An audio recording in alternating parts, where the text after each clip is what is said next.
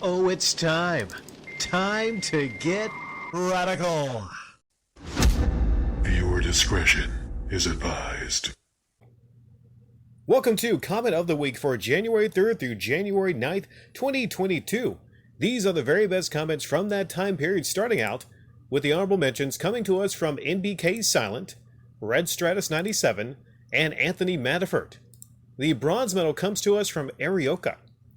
Regarding athletes that excelled in many sports, Wilt Chamberlain, who's one of the best basketball players ever, high school, college, and professionally, and still has more NBA records than any other player, also played professional volleyball after he retired from the NBA, and was so good that he was included in the Volleyball Hall of Fame. There were 2 attempts to have a boxing fight between Wilt and Muhammad Ali that never came to fruition.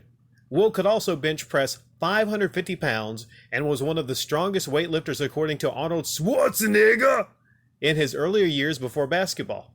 Wilt at 7'1" was an avid track and field athlete who high jumped 6 feet, 6 inches, ran the 440 yards in 49 seconds, and 880 yards in 1:58.3, put the shot at 53 feet, 4 inches, and long jumped 22 feet. A 22 feet long jump. That's amazing. I actually had watched something, a video special, a couple days ago, maybe it was a week ago, on how just freakish this person was. Not just in height. You don't come across people that are 7'1" that often, but in strength. You said he could bench press 550 pounds? I saw this guy in a picture with Arnold Schwarzenegger in between him and Andre the Giant. And they were both holding on to him, and he was in between them, and he looked kind of small. This guy was huge. But when you just look at genetic perfection, it's hard not to think about Wilt Chamberlain. Wasn't Wilt Chamberlain the one that basically said he had slept with, I think, over 1,000 women? Something like that? Yeah. I mean, sure, he's gone now. I mean, we all pass away.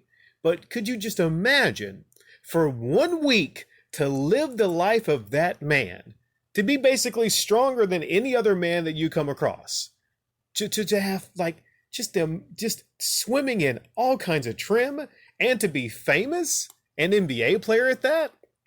I can't think of a better life to really live. I can't think of one, in any way, shape, or form. In fact, I'm a little distracted now because I'm dreaming of what kind of life that would be. Wilt was truly the alpha of the alpha males. The silver medal comes to us from Blaze Panzer. The idea of a game museum is dumb, sure, but having an ultra-large collection is also dumb to begin with. Have 2 shelves full of games, maybe a third if you want to preserve the cartridge boxes, but anything that's beyond that is going from having a nice yet respectable collection to the beginning of an excessive collection that is an extreme waste of time, money, and space. Having enough to make a gaming museum, much less have to store it in a storage shed, is way too much. Of course, the exception to the storage shed idea is if you retrofit a storage shed to become your sole gaming room and store everything save maybe your PC and a console or 2 in said room. It won't do for a nice suburban home, of course, but it can make a very nice addition to a mobile home or cabinet if you fabricate the exterior right. But that takes time, money, effort, as well as knowledge about insulation, electricity, building codes, and house building, room add-ons. Let's see. Moz? Is that the correct word there? Moz help you if you have to hire someone else to do all the work. I'm not sure what Moz is, but that's funny. Doesn't take away from the fact that it's the second best comment of the week, but I agree with it. Blaze Panzer, it is dumb. The idea of a game museum that you're building yourself is quite dumb. There's a YouTuber that comes to mind when it comes to game museum. A humble game museum. And I don't really know what's going on with him these days. I mean, it's years later, and I don't think he has that securing for a game museum. I don't think Sega or Nintendo, anyone knocked down his door to take on his old crusty games, Oh, I mean, like, all these rare games, right? That's a conversation in itself, how stupid it is that people are paying. Somebody mentioned SNES RoboCop Terminator, and I looked that game up sealed. That game sealed is going for several thousands of dollars. That's just too much. It's just nuts. But yeah, it is too much. I mean, since I had my game reveal, which was I think maybe half a year ago, I showed my complete gaming collection. And one reason I showed my complete gaming collection then, Blaze Panzer, was the shelves are getting bare. I'm flea marketing now, and I knew that it would only be a matter of time before I would actually start to sell off a lot of that collection. Because I look at it this way, I don't have any kids right now.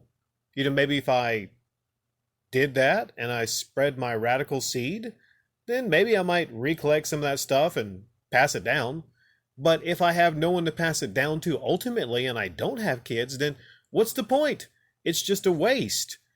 I forget who mentioned it, but they said life is more about preserving the experiences you have. And if the items actually are if they're linked to an experience, something you could talk about, then yes.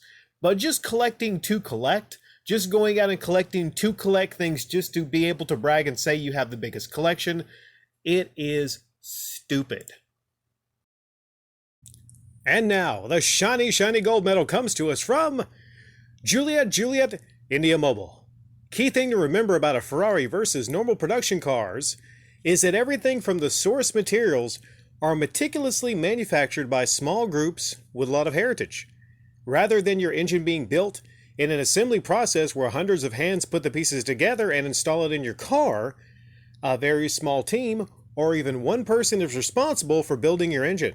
Heck, even the cattle who are selected for the leather is a calculated process. It's about maintaining a high standard of fit and finish, knowing it's a limited luxury item.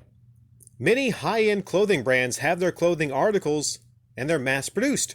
Once, I had someone explain to me that fashion has a trickle-down hierarchy.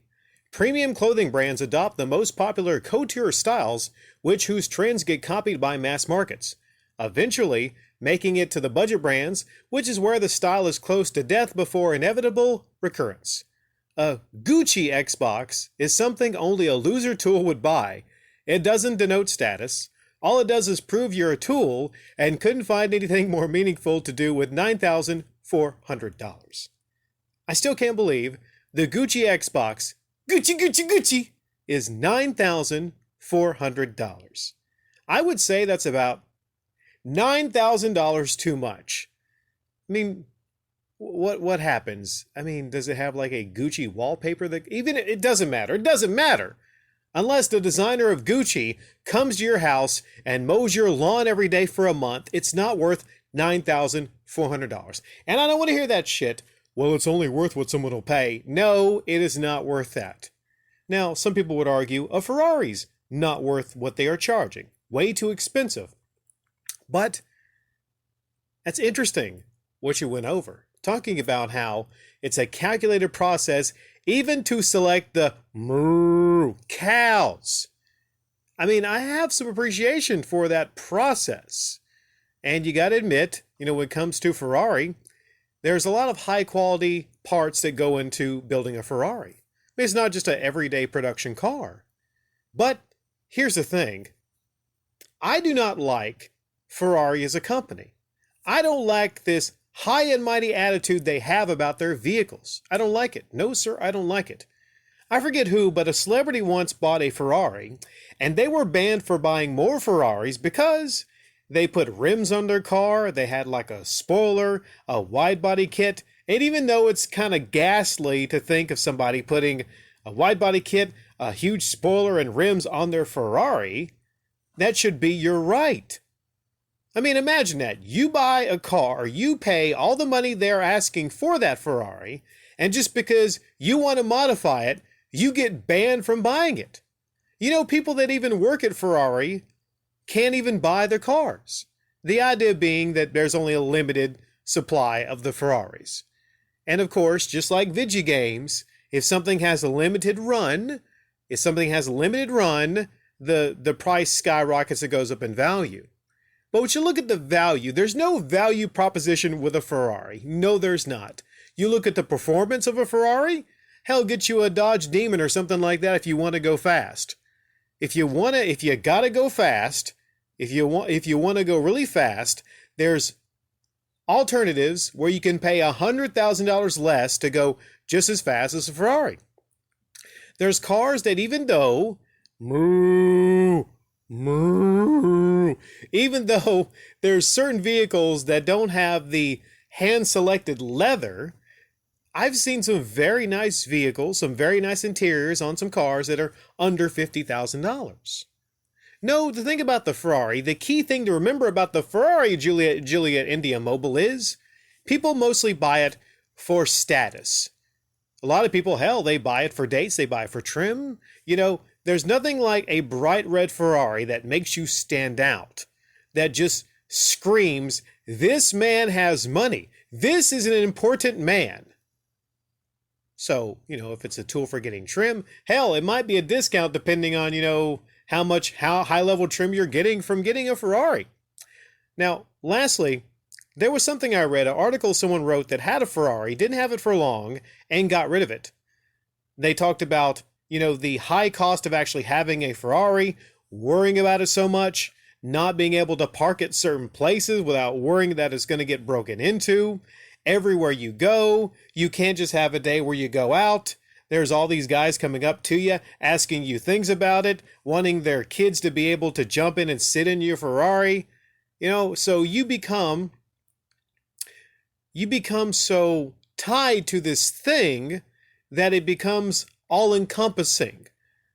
Although this person talked about and admitted that as a kid, they wanted nothing more than to have a Ferrari. But just like with many things, once you get it, you kind of rethink it. And this person actually winded up selling their Ferrari. They said also that, you know, on certain roads, on a nice sunny day, certain back roads that are really smooth, there's nothing quite like the experience of driving around in a Ferrari. But also bumper to bumper traffic, you know, stuff of that nature, it just becomes a chore. But yes, there is a high standard that is attached to Ferrari, the brand, the vehicle.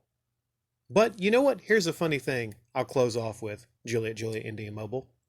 Weird thing, Ferrari is such an expensive car, an expensive brand, yet show me one Ferrari that's going to outlive a Toyota Camry.